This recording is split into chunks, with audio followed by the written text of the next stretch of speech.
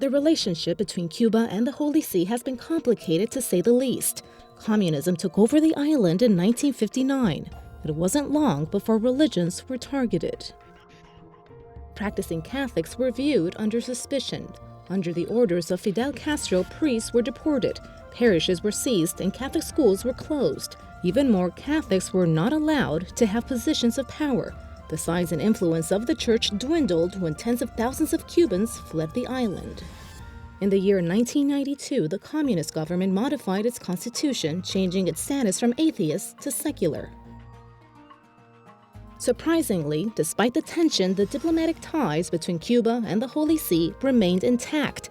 In fact, Cuba is the only communist country with which the Holy See has never broken off its diplomatic relationship. This despite the fact that practicing Catholics were repressed in Cuba, both in public and in private life. Both states had their stark differences. Among them was the censoring of religion and the imprisonment of critics. But they did meet eye to eye on social issues like war, debt, and poverty. Perhaps even more telling was that they both agreed that the U.S. embargo against Cuba needed to end. Their relationship now seems to be at its high point, but getting there took decades, and it wasn't easy. Even though Pope Francis is the protagonist, the process of easing ties between the U.S. and Cuba has been in the works for decades, from papal visits to presidential audiences, and a lot of patience in between.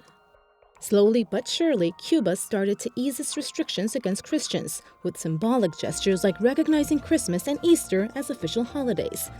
Also, a limited number of buildings and parishes that were seized have been returned to the church. The month of June marks 80 years since both states established diplomatic ties.